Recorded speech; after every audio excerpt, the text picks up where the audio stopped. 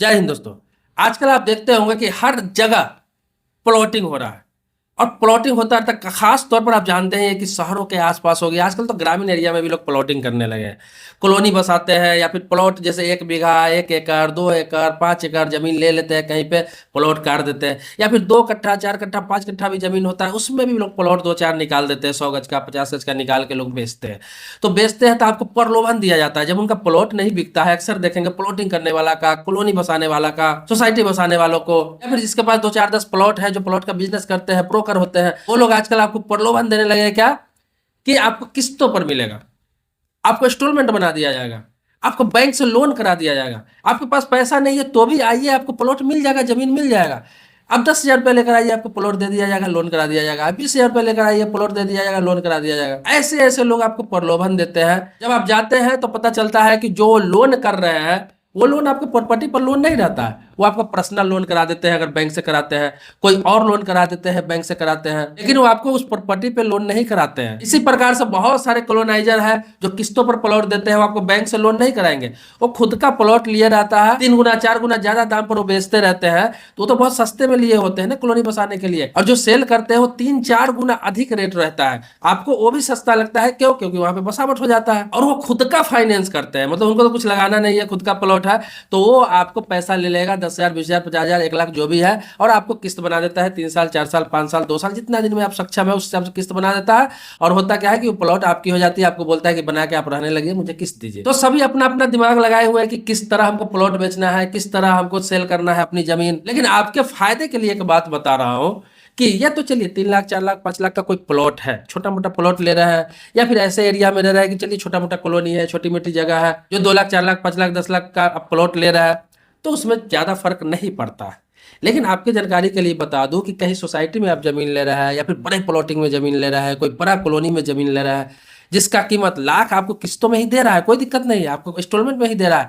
लेकिन अगर उसका कीमत 15 लाख 20 लाख 25 लाख 30 लाख रुपया है, तो आप ऐसे आंख मूंद के उसके किस्तों पर भी मत लीजिए, उसको इंस्टॉलमेंट पर भी मत लीजिए। अगर लोन करा रहा है कोई ब्रोकर आपका, या फिर बिल्डर है आपका, या प्रॉपर्टी डीलर है जो लोन करा रहा है, तो आपको क्या करना है, आपको उसे कहना है कि प्रॉपर्टी चूंकि 10 लाख 15 लाख 20 लाख का है, महंगा है, तो इसको मुझे आप जो भी लोन हो रहा है, चाहे 5 लाख 7 लाख 10 लाख जो भी लोन हो रहा है, वो मुझे बैंक से करा कर आप दीजिए। भले ही आपके पास डॉक्यूमेंट्स जुटाने में टाइम लगे, अगर जो डॉक्यूमेंट्स आपको कहा जा रहा है आपको टाइम लगे, लेकिन बैंक से ही आप लोन कराइए। अब क्यों करा? बैंक से हुई प्रॉपर्टी लोन, प्रॉपर्टी लोन आप बैंक से कराइए। इससे आपको फायदा क्या है कि कोई भी प्रॉपर्टी को, कोई भी जमीन को आप जब लोन पर लेते हैं तो उसका पेपर चेक करने की आपको आवश्यकता नहीं होती है। फायदा ये होता है, बैंक से अगर उस प्रॉपर्टी पे लोन लेते हैं तो क्यों जरूरत नहीं पड़ती है, क्योंकि जिस बैंक से आप लोन ले रहे हैं उस प्रॉपर्टी पर, प्रॉपर्टी खरीदने के लिए, तो आपको 20% पैसा जमा करना होता है ब्रोकर के पास, प्रॉपर्टी डीलर के पास, जिससे आप ले रहे हैं। अब 20% पैसा जमा किए, 20% 25% जो भी, उसके बाद आपका एग्रीमेंट बन जाता है, और उसी एग्रीमेंट के आधार पर जो बाकी पैसा होता है उसका लोन होता है आपका। तो जो बाकी पैसा आपको, मान लीजिए एक एग्जाम्पल के तौर पर बता रहे हैं कि 20 लाख का आप प्लॉट ले रहे हैं कोई भी, और आपने 4 लाख रुपया दे दिया और एग्रीमेंट करा लिया, 4 लाख रुपया का बचा कितना? 16 लाख। अब 16 लाख के लोन के लिए आप अप्लाई कर रहे हैं किसी बैंक में, तो वो बैंक 16 लाख रुपया आपको देने वाला है, तो क्या करेगा? उस प्रॉपर्टी की छानबीन करेगा। अब उस बैंक को क्या चाहिए ब्रोकर से? प्रॉपर्टी का डीड चाहिए, इसके अलावा प्रॉपर्टी का करेंट रसीद चाहिए, प्रॉपर्टी का मोटेशन हुआ होना चाहिए, प्रॉपर्टी जो बेच रहा है जो व्यक्ति उसके नाम से प्रॉपर्टी होना चाहिए, प्रॉपर्टी पर कोई पहले से लोन नहीं होना चाहिए, प्रॉपर्टी पर कोई विवाद नहीं होना चाहिए। ये सब पता कौन लगाता है? खुद बैंक का एग्जीक्यूटिव। ये बैंक की जिम्मेदारी होती है, बैंक खुद पता लगाता है। इसके लिए आपसे 1 महीने से 3 महीने का समय लेता है, और पूरा पता लगा के नीट एंड क्लीन अगर प्लॉट रहता है, तब जाकर उस पर लोन किया जाता है आपके नाम से, जिसे हम प्रॉपर्टी लोन कहते हैं। तो यहाँ पे आपकी टेंशन खत्म हो जाती है, क्योंकि सारा इंक्वायरी तो बैंक ही करता है, क्योंकि उसको पैसा देना है इंक्वायरी करके, और उसके बाद लोन फाइनेंस करता है, क्योंकि उसका पैसा भी नहीं डूबे। उसको इस चीज पता रहता है कि कल होके कोई घपला रहेगा, कुछ होगा, तो मैं इस प्रॉपर्टी के बेच के रिकवर कर सकता हूँ, इस प्रॉपर्टी को ऑक्शन कर सकता हूँ। तो इसीलिए वो पूरा छानबीन खुद करता है, आपसे ज्यादा आपको करने की जरूरत ही नहीं पड़ती है। तो इसीलिए बहुत सारे ब्रोकर अभी जो है, बहुत सारे कॉलोनाइजर है, बहुत सारे प्रॉपर्टी डीलर है, वो करते क्या है कि उन्हें लगता है कि थोड़ा भी विवाद इस प्लॉट में है, किसी प्रकार का लिटिगेशन है, कुछ कमी है पेपर में, तभी वो आपको प्रॉपर्टी लोन नहीं कराते हैं। बहुत सारे ये कहेंगे कि मैं आपको चलो पर्सनल लोन करा देता हूँ, कोई दिक्कत नहीं है। आपने 10 लाख का प्लॉट लिया ना, आपने 2 लाख रुपए दे दिया, 8 लाख बचा, 8 लाख आपको पर्सनल लोन करा देता हूँ। पर्सनल लोन अलग चीज हो जाता है, आपका पर्सनल यूज के लिए, उससे प्रॉपर्टी का कुछ लेना देना ही नहीं।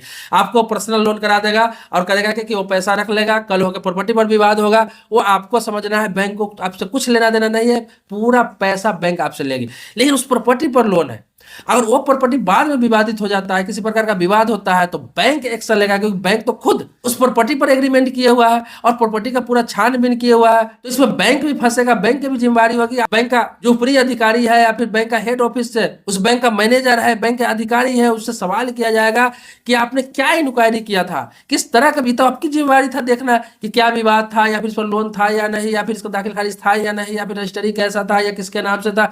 ये तो बैंक का देखा था, आपने लोन फाइनेंस कैसे कर दिया अगर गलत जमीन था तो इसमें बैंक भी पार्टी बन जाता है। तो इसीलिए कभी भी प्रॉपर्टी पर लोन लेना चाहिए, पर्सनल लोन लेके आपको जमीन नहीं खरीदना चाहिए। अगर जमीन पर लोन करवा रहा है, किसी प्लॉट पर लोन करवा रहा है तो। दूसरा क्या है कि पर्सनल लोन में और प्रॉपर्टी लोन में इंटरेस्ट का भी फर्क होता है। पर्सनल लोन आप लेते हैं पर्सनल यूज के लिए, तो उसमें आपको 14%, 16%, 18%, 20%, 22% तक आपसे इंटरेस्ट वसूला जाता है।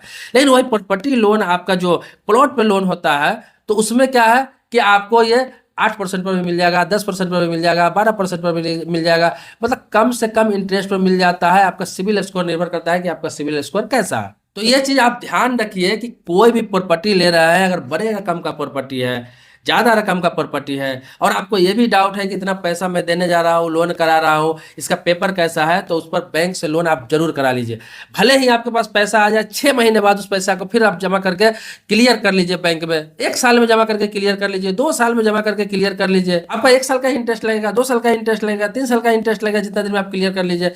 भले ही 10 साल का लोन है, आप 2 साल में क्लियर कर लीजिए, लेकिन लोन जरूर कराइए। अगर आपको पेपर पे डाउट है, पेपर पे शक है, या फिर उस प्लॉट पे शक है तो, और उस प्रॉपर्टी पे ही लोन कराइए। उस एग्रीमेंट के आधार पर ही ब्रोकर को बोलकर लोन कराइए। अगर ब्रोकर आनाकानी कर रहा है, प्रॉपर्टी डीलर आनाकानी कर रहा है, कोलोनाइजर आनाकानी कर रहा है, तो समझिए कि कुछ ना कुछ दाल में काला है। और मैंने आपको यह भी बोला कि चलिए आप इतना नहीं करना चाहते, छोटा मोटा प्लॉट है, 3 लाख, 4 लाख, 5 लाख का जो लेते हैं, 10 गज, 20 गज, 50 गज, 25 गज कहीं पे ले रहा है, छोटे मोटे जगह पे, वहां पर अगर कोलोनाइजर खुद से आपको दे रहा है सुविधा की बैंक जाने की जरूरत नहीं है, आपको मैं ही इंस्टॉलमेंट कर देता हूँ, 2000, 3000, 5-4 महीने का इंस्टॉलमेंट कर देता हूँ, आप पहले कब्जा कर सकते हैं, पहले घर बना सकते हैं, तो वो आप कर सकते हैं भरोसे पर, कोई दिक्कत नहीं है। खुद से एक बार पेपर चेक करवा ले और कर सकते हैं इस तरह का, उसमें भी कोई दिक्कत नहीं है। लेकिन बड़ा प्लॉट ले रहा है तो बैंक से लोन लेकर इंस्टॉलमेंट पर ले रहा है तो, और कैश में ले रहा है तो आपका पेपर कैसे चेक कर रहा है, क्या क्या डॉक्यूमेंट्स चाहिए, क्या क्या उसमें रिक्वायरमेंट होता है, कैसे पता चले कि प्रॉपर्टी विवादित है या नहीं है, इस पर केस चल रहा है या फिर इस प्रॉपर्टी पर लोन है, या फिर किन लोगों से रजिस्ट्री कराना चाहिए, किससे नहीं कराना चाहिए, ये सारी जानकारी के लिए डिटेल्स में प्रॉपर वीडियो बना चुका हूं पहले से,